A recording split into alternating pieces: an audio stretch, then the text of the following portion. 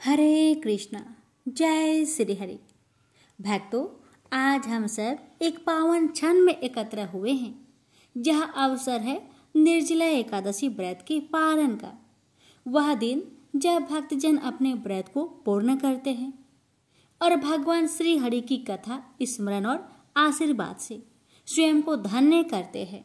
एकादशी व्रतों में निर्जला एकादशी सबसे महान मानी गई है। यह व्रत स्वयं भीष्म पितामह द्वारा वर्णित है और इसकी महिमा तीनों लोकों में प्रसिद्ध है। इस दिन किया गया उपवास जल तक का त्याग सहस्त्रों एकादशियों के फल के समान पुण्य प्रदान करता है। आज मैं आपको सुनाने जा रही हूँ वह कथा जो निर्जला एकादशी के पारण से जुड़ी है, जो न केवल व्रत के पीछे की महिमा को उजागर करती है, बल्कि हमें ये भी सिखाती है कि श्रद्धा, संयम और नियम में अडिग रहने पर स्वयं भगवान परीक्षा लेकर कृपा करते हैं। तो आइए श्री हरि का स्मरण करें, मन को शुद्ध करें और पारण से पहले इस पुण्य कथा को श्रवण करें।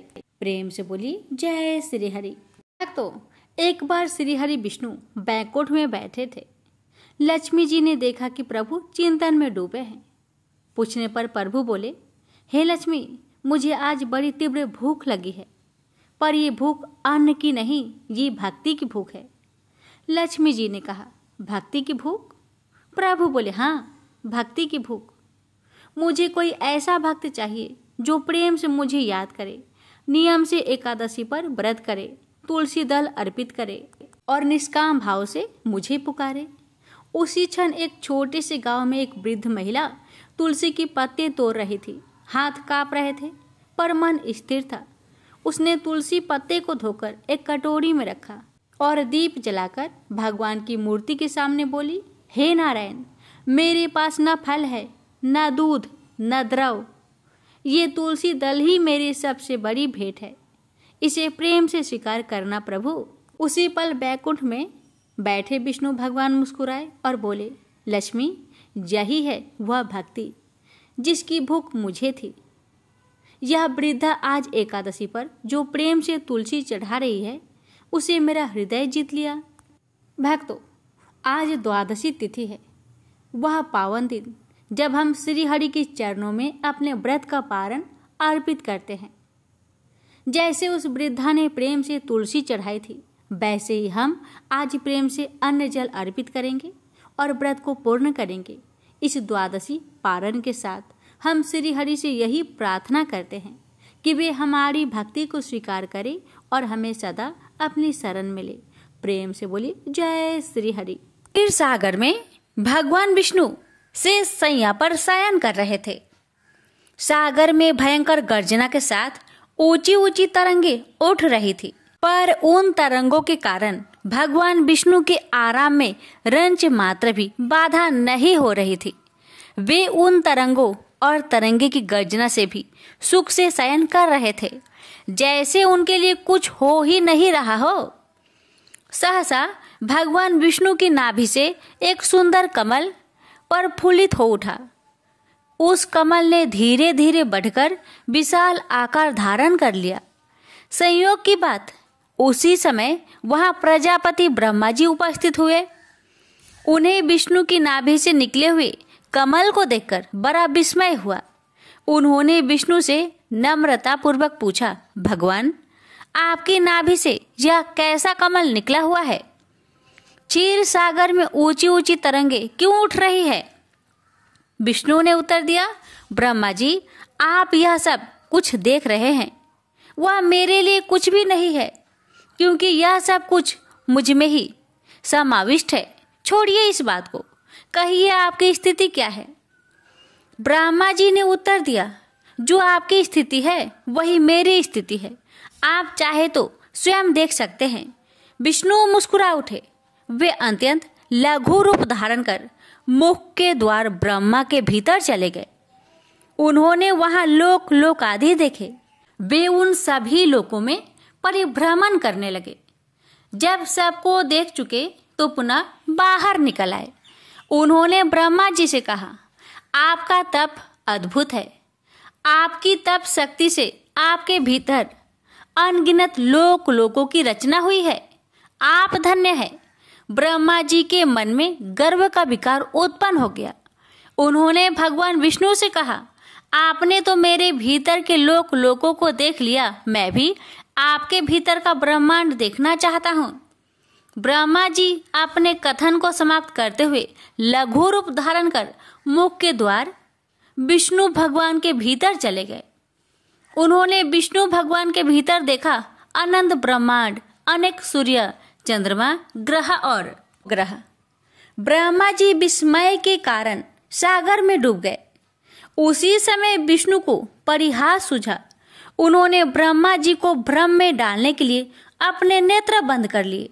चारों ओर अंधकार ही अंधकार छा उठा। ब्रह्मा जी ब्रह्मांड में भटकने लगे। बहुत प्रयत्न करने पर भी उन्हें बाहर निकालने का मार्ग नहीं मिल रहा था। भ्रम में पड़े हुए ब्रह्मा जी विष्णु की नाभि के पास पहुंचे।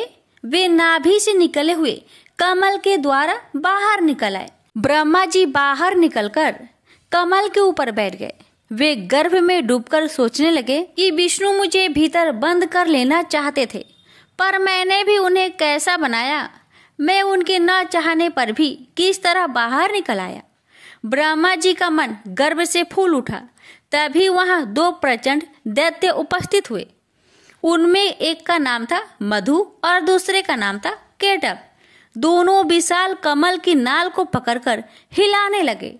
अब तो कमल के ऊपर आसीन ब्रह्मा जी चिंतित हो गए। वे भयतुर होकर इधर उधर देखने लगे, पर कहीं भी उन्हें विष्णु जी दिखाई नहीं पड़े। ब्रह्मा जी ने देखा कि कमल नाल पानी के भीतर समाई हुई है। वे लघु रूप धारण कर कमल नाल के द्वार नीचे उतरते चले गए और वहां जा पहुंचे जहां विष्णु शेष शैया पर शयन कर रहे थे। ब्रह्मा जी को भयातुर देखकर विष्णु मुस्कुरा उठे। उन्होंने प्रश्न किया, कहिए ब्रह्मा जी, क्या बात है? ब्रह्मा जी ने उत्तर दिया, दो प्रचंड दैत्य सागर में उत्पात मचा रहे हैं। भगवान विष्णु ने मुस्कुराते हुए नेत्र बंद कर लिए और मुख को खोल दिया। आश्चर्य! उनके मुख से एक तेजोमयी पुरुष प्रकट हुआ जो उन्हीं के समान था। ब्रह्मा जी चकित विस्मित दृष्टि से उस पुरुष की ओर देखने लगे। ब्रह्मा जी अभी देख ही रहे थे कि एक और पुरुष विष्णु के मुख से प्रकट हुआ जो उन्हीं के सदृश था। ब्रह्मा जी तीन तीन विष्णु देखकर विस्मय की तरंगों में डूब गए। विष्णु ने अपने नेत्र खोलकर कहा, ब्रह्मा जी, ये दोनों मेरे ही रूप है, विष्णु और जिष्णु। विष्णु ने विष्णु और जिष्णु को आदेश दिया कि वे ऊपर जाकर मधु और केटव से युद्ध करें। ब्रह्मा जी पुनः कमल के आसन पर जाकर बैठ गए। विष्णु और विष्णु भी ऊपर कमल के समीप जा पहुंचे।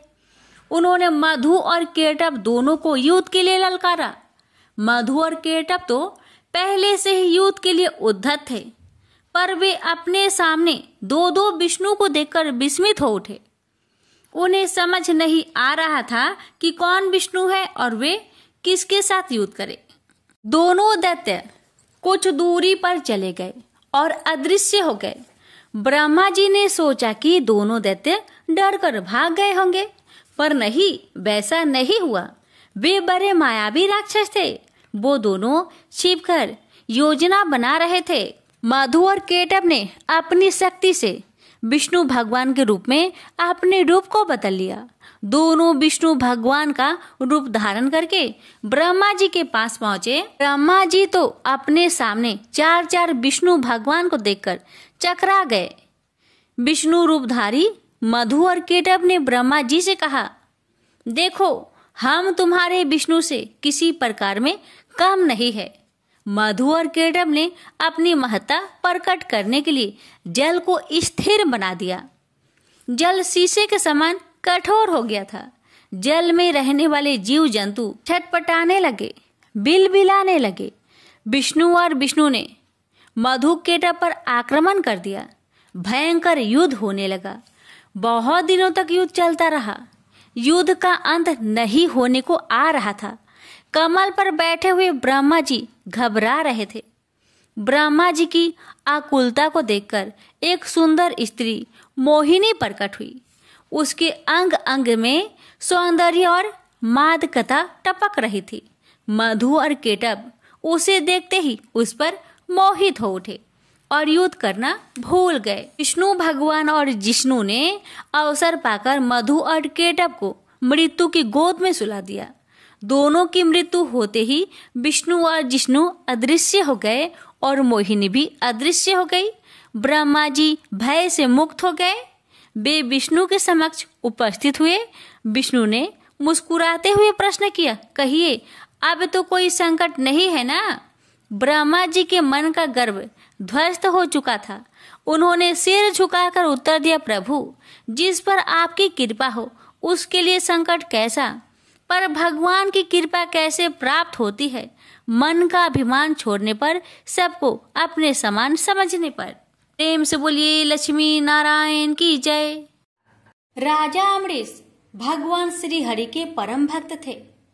वे पृथ्वी के सातों द्वीप, अचल संपत्ति और अतुल ऐश्वर्य के शासक होने पर भी इन्हें सपने तुल्य समझते थे, क्योंकि वे जानते थे कि जिस धन वैभव के लोभ में पड़कर मनुष्य घोर नरक में जाता है, वह केवल 4 दिन की चांदनी है। राजा अम्बरीश का भगवान श्री कृष्ण में और उनके प्रेमी साधुओं में परम प्रेम था। उन्होंने अपने मन को श्री कृष्ण के चरणों में, वाणी को भगवान के गुणों का गान करने में, हाथों को श्री हरि के मंदिर मार्जन में और अपने कानों को भगवान की मंगलमयी कथा के श्रवण में लगा रखा था। उन्होंने अपने नेत्रों को श्री हरि की विग्रह व मंदिरों के दर्शन में, नासिका को उनके चरण कमलों पर चढ़ी श्रीमती तुलसी की दिव्य गंध में और जीवा को भगवान के प्रति अर्पित नैवेद्य प्रसाद में संलग्न कर दिया था। राजा अम्बरीश के पैर भगवान के क्षेत्र आदि की पैदल यात्रा करने में ही लगे रहते और वे सिर से भगवान श्री कृष्ण के चरण कमलों की वंदना किया करते थे।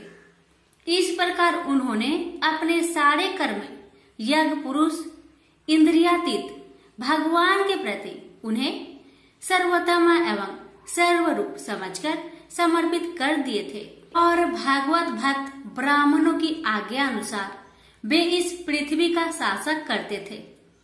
उन्होंने बड़ी बड़ी दक्षिणा वाले अनेकों अश्वमेध यज्ञ करके यज्ञाधिपति भगवान की आराधना की थी। उनकी प्रजा महात्माओं के द्वारा गाए हुए भगवान के उत्तम चरित्रों का बहुत सम्मान करती, किसी समय बड़े प्रेम से श्रवण करती और किसी समय उनका गान करती। इस प्रकार उनके राज्य के मनुष्य देवताओं के अत्यंत प्यारे स्वर्ग की भी इच्छा नहीं करते।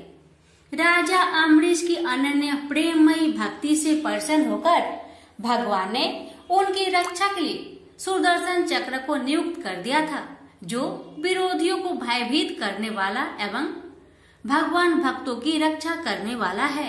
एक बार उन्होंने अपनी पत्नी के साथ भगवान श्री कृष्ण की आराधना करने के लिए 1 वर्ष तक द्वादशी प्रधान एकादशी व्रत करने का नियम ग्रहण किया।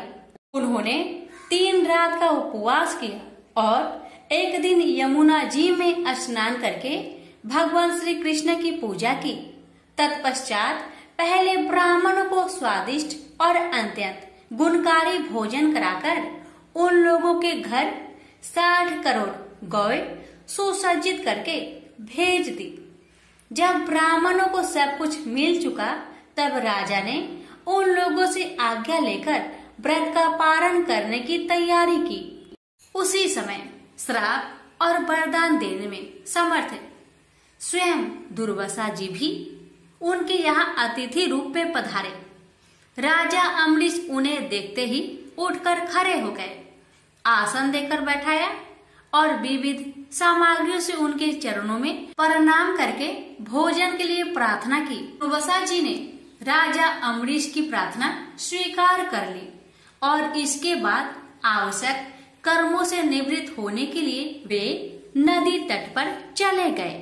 वे ब्रह्मा का ध्यान करते हुए यमुना के पवित्र जल में स्नान करने लगे। इधर द्वादशी केवल घड़ी भर शेष रह गई थी। धर्मज्ञ अम्बरीश ने धर्म संकट में पड़कर ब्राह्मणों के साथ परामर्श किया। उन्होंने कहा, ब्राह्मण देवताओं, ब्राह्मण को बिना भोजन कराए स्वयं खा लेना और द्वादशी रहते पारण न करना दोनों ही दोष है। इसलिए इस समय जैसा करने से मेरी भलाई हो और मुझे पाप न लगे, ऐसा काम करना चाहिए। तब ब्राह्मणों के साथ विचार करके उन्होंने कहा, ब्राह्मणों, श्रुतियों में ऐसा कहा गया है कि जल पी लेना भोजन करना भी है, नहीं भी करना है। इसलिए इस समय केवल जल से पारण किए लेता हूँ। ऐसा निश्चय करके मन ही मन भगवान का चिंतन करते हुए राजश्री अम्बरीश ने जल पी लिया और फिर दुर्वासा जी के आने की राह देखने लगे। दुर्वासा जी आवश्यक कर्मों से निवृत्त होकर यमुना तट से लौट आए। जब राजा ने आगे बढ़कर उनका अभिनंदन किया, तब उन्होंने अनुमान से ही समझ लिया कि राजा ने पारण कर लिया है। उस समय दुर्वासा जी बहुत भूखे थे। वे क्रोध से थर थर कांपने लगे। उन्होंने हाथ जोड़कर खड़े अम्बरीश से डट कर कहा, आओ देखो तो सही, यह कितना क्रूर है। यह धन के मद में मतवाला हो रहा है। भगवान की भक्ति तो इसे छू तक नहीं गई और यह अपने को बड़ा समर्थ मानता है। आज इसने धर्म का उल्लंघन करके बड़ा अन्याय किया है। मैं इसका अतिथि होकर आया हूँ, किंतु फिर भी मुझे खिलाए बिना ही इसने खा लिया। अच्छा देख, तुझे अभी इसका फल चखाता हूँ। यो कहते कहते वे क्रोध से जल उठे। उन्होंने अपनी एक जटा उखाड़ी और उससे अम्बरीश को मार डालने के लिए एक कृत्या राक्षसी उत्पन्न की। वह आग के समान जलती हुई हाथ में तलवार लेकर राजा अम्बरीश पर टूट पड़ी। परम पुरुष परमात्मा ने अपने सेवक की रक्षा के लिए पहले से ही सुदर्शन चक्र को नियुक्त कर रखा था। जैसे आग क्रोध से गुर्राते हुए सांप को भस्म कर देती है, वैसे ही चक्र ने दुर्वासा जी की कृत्या को जलाकर ढेर कर दिया। जब दुर्वासा जी ने देखा कि मेरी बनाई हुई कृत्या तो जल रही है और चक्र मेरी ओर आ रहा है, तब वे भयभीत हो अपने प्राण बचाने के लिए जी छोड़कर एकाएक भाग निकले। जैसे ऊंची ऊंची लपटों वाला दवानल सांप के पीछे दौड़ता है, वैसे ही भगवान का चक्र तो मेरे पीछे लग गया है। तब दुर्वासा जी दिशा, आकाश, पृथ्वी, अतल, बीतल आदि नीचे के लोक, समुद्र, लोकपाल और उनके द्वारा सुरक्षित लोक एवं स्वर्ग तक में गए। परंतु जहाँ जहाँ वे गए वहीं वहीं उन्होंने असहा तेज वाले सुदर्शन चक्र को अपने पीछे लगा देखा। जब उन्हें कहीं भी कोई रक्षक न मिला, तब वे तो डर गए। अपने प्राण बचाने के लिए वे देव शिरोमणि ब्रह्मा जी के पास गए और बोले, ब्रह्मा जी, आप स्वयंभू हैं, भगवान के इस तेजोमयी चक्र से मेरी रक्षा कीजिए। ब्रह्मा जी ने कहा, दुर्वासा जी, मैं शंकर जी, दक्ष, भृगु आदि, प्रजापति, भूतेश्वर आदि सब जिनके बनाए नियमों में बंधे हैं तथा जिनकी आज्ञा सिरोधार्य करके हम लोग संसार का हित करते हैं, उनके भक्त के द्रोही को बचाने में हम समर्थ नहीं है। जब ब्रह्मा जी ने इस प्रकार दुर्वासा को निराश कर दिया, तब भगवान के चक्र से संतप्त होकर वे कैलाशवासी भगवान शंकर की शरण में गए। शंकर जी ने कहा, दुर्वासा जी, जिनसे पैदा हुए अनेकों ब्रह्मांडों में हमारे जैसे हजारों चक्र काटते हैं, यह चक्र उन्हीं विश्वेश्वर का शस्त्र है। यह हम लोगों के लिए असह है। तुम उन्हीं के शरण में जाओ, वे भगवान ही तुम्हारा मंगल करेंगे। निराश होकर दुर्वासा जी श्री हरि भगवान के परम धाम बैकुंठ की तरफ में भागे। दुर्वासा जी भगवान के चक्र की आग से जल रहे थे। वे भगवान के चरणों में गिर पड़े। उन्होंने कहा, हे अच्युत्य, हे अनंत, आप संतों के एकमात्र इच्छित है। प्रभु, संपूर्ण जगत के जीवन दाता, मैं अपराधी हूँ, आप मेरी रक्षा कीजिए। आपका परम प्रभाव न जानने के कारण ही मैंने आपके प्यारे भक्त का अपराध किया है। प्रभु, आप मुझे बचाइए। श्री भगवान ने कहा, दुर्वासा जी, मैं सर्वथा भक्तों के अधीन हूँ। मुझ में तनिक भी स्वतंत्रता नहीं है।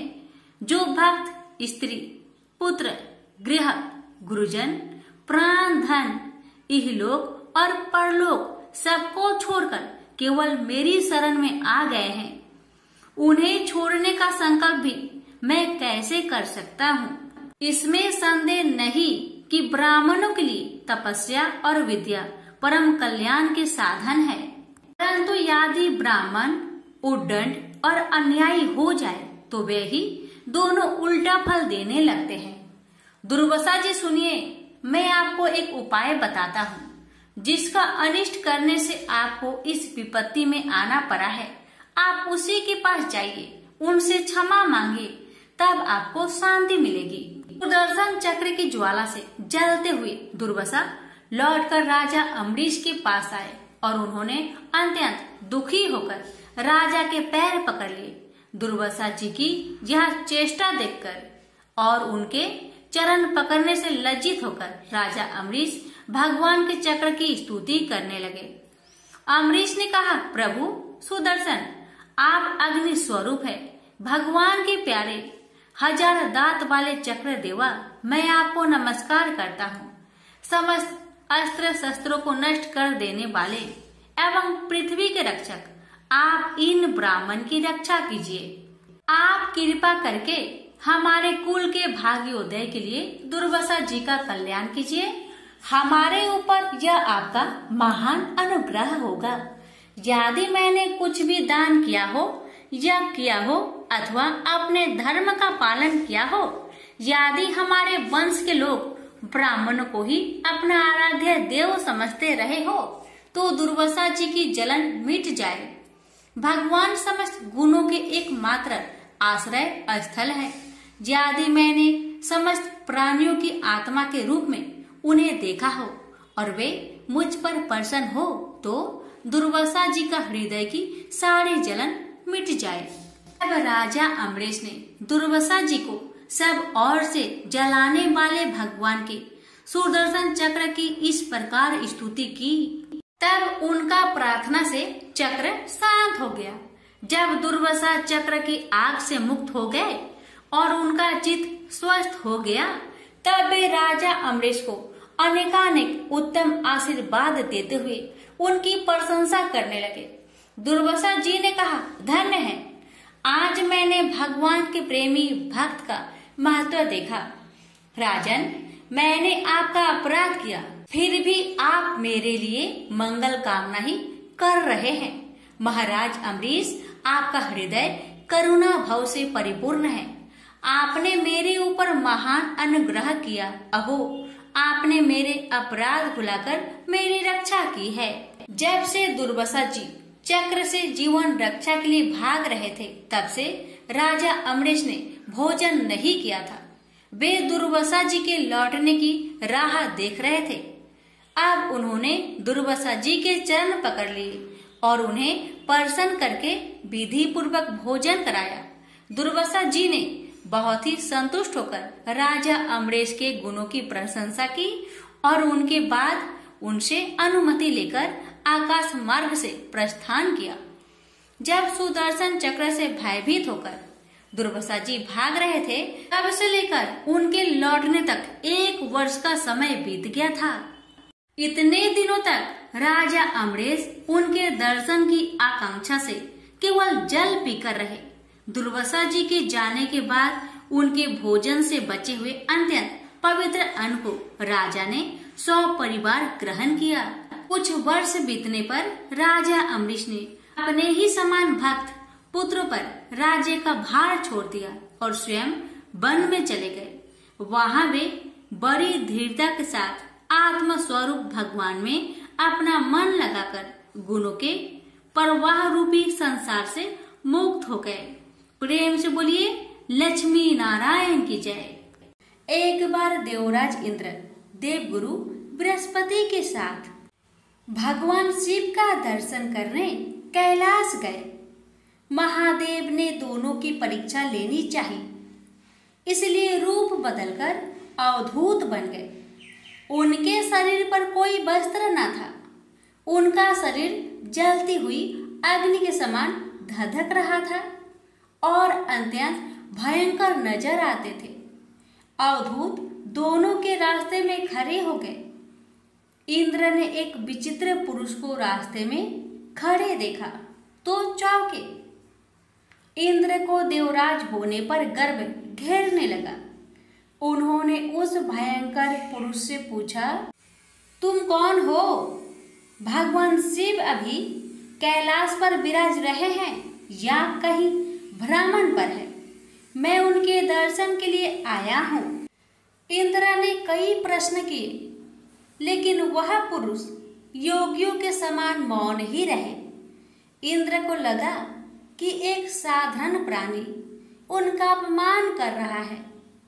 उनके मन में देवराज होने का अहंकार उपजा, जो क्रोध में बदल गया।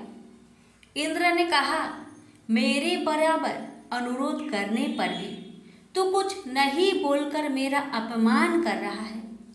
मैं तुझे अभी दंड देता हूँ। ऐसा कहकर इंद्र ने वज्र उठा लिया। भगवान शिव ने वज्र को उसी समय अस्तंभित यानी जड़ कर दिया। इंद्र की बाह अकड़ गई। भगवान अवधूत क्रोध से लाल हो गए।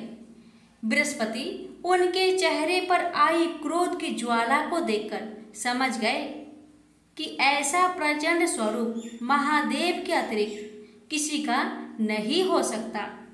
बृहस्पति शिव स्तुति गाने लगे। उन्होंने इंद्र को भी महादेव के चरणों में लेटा दिया और बोले, प्रभु, इंद्र आपके चरणों में पड़े हैं, आपके शरणागत है। आपके ललाट से प्रकट अग्नि इन्हें जलाने को बढ़ रही है। हम शरणागतों की रक्षा करें।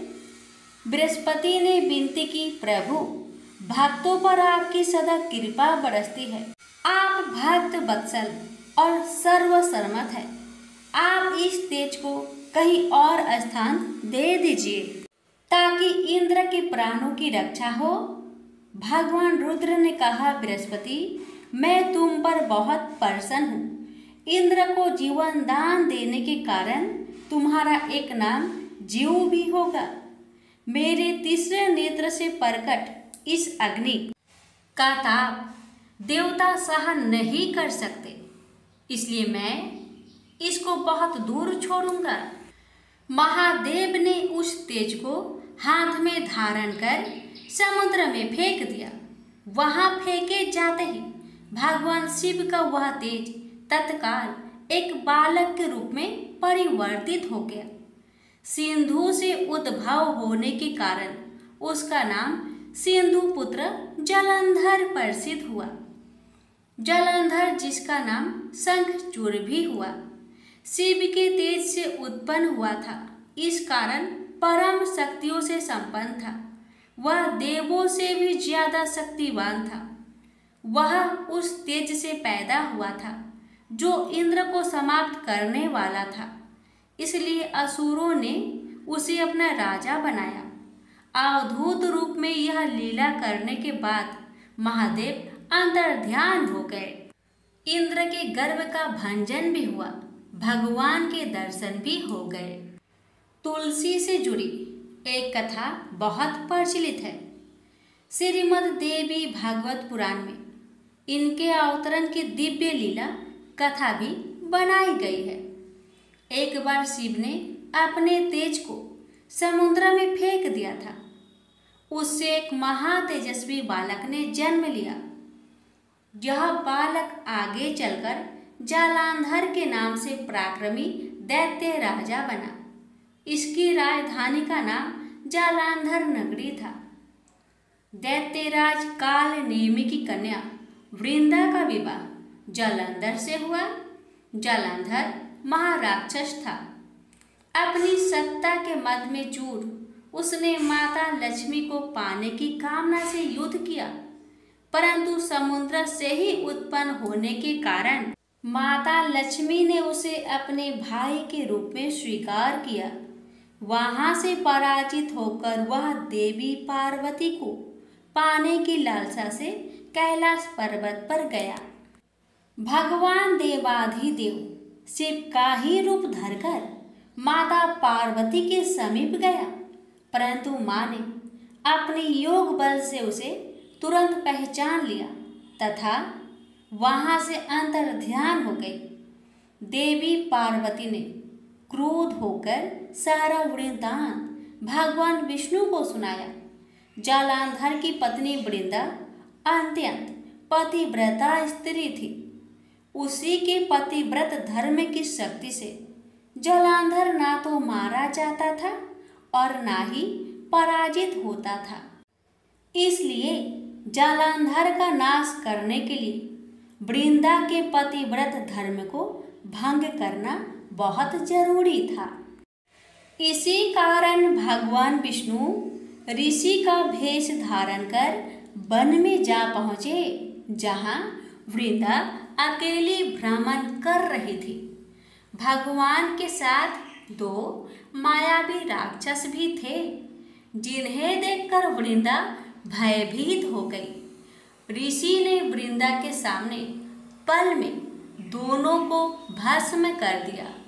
उनकी शक्ति देखकर वृंदा ने कैलाश पर्वत पर महादेव के साथ युद्ध कर रहे अपने पति जालंधर के बारे में पूछा। ऋषि ने अपनी माया जाल से दो बानर प्रकट किए। एक बानर के हाथ में जालंधर का सिर था तथा दूसरे के हाथ में धर। अपने पति की यह दशा देखकर वृंदा मूर्छित होकर गिर पड़ी। होश में आने पर उन्होंने ऋषि रूपी भगवान विष्णु से विनती की कि वह उसके पति को जीवित करे। भगवान ने अपनी माया से पुनः जालंधर का सिर धड़ से जोड़ दिया, परंतु स्वयं भी वह उसी शरीर में प्रवेश कर गए। वृंदा को इस छल का जरा आभास न हुआ। जालंधर बने भगवान के साथ वृंदा पतिव्रता का व्यवहार करने लगी, जिससे उसका अस्तित्व भंग हो गया। ऐसे होते ही वृंदा का पति जालंधर युद्ध में हार गया। इस सारी लीला का जब वृंदा को पता चला तो उसने क्रोध होकर भगवान विष्णु को शीला होने का श्राप दे दिया तथा स्वयं सती हो गई। जहाँ वृंदा भस्म हुई वहाँ तुलसी का पौधा उगा। भगवान विष्णु ने वृंदा से कहा, हे वृंदा, तुम अपने अस्तित्व के कारण मुझे लक्ष्मी से भी अधिक प्रिय हो गई हो। अब तुम तुलसी के रूप में सदा मेरे साथ रहोगी। जो मनुष्य भी मेरे शालिग्राम रूप के साथ तुलसी का विवाह करेगा उसे इस लोक और परलोक में विपुल यश प्राप्त होगा। जिस घर में तुलसी होती है वहाँ यम के दूत भी असमय नहीं जा सकते। गंगा व नर्मदा के जल में स्नान तथा तुलसी का पूजन बराबर माना जाता है। चाहे मनुष्य कितना भी पापी क्यों न हो, मृत्यु के समय जिसके प्राण मंजरी रहित तुलसी और गंगा जल मुख में रखकर निकल जाते हैं, वह पापों से मुक्त होकर बैकुंठ धाम को प्राप्त होता है। जो मनुष्य तुलसी व आंवले की छाया में अपने पितरों का श्राद्ध करता है, उसके पितर मोक्ष को प्राप्त हो जाते हैं। उसी दैत्य जालंधर की यह भूमि जालंधर नाम से विख्यात है। सती वृंदा का मंदिर मोहल्ला कोट किशनचंद में स्थित है। कहते हैं इस स्थान पर एक प्राचीन गुफा थी जो सीधी हरिद्वार तक जाती थी। प्रेम से बोलिए जय श्री हरि। तुलसी मैया की जय, लक्ष्मी नारायण की जय।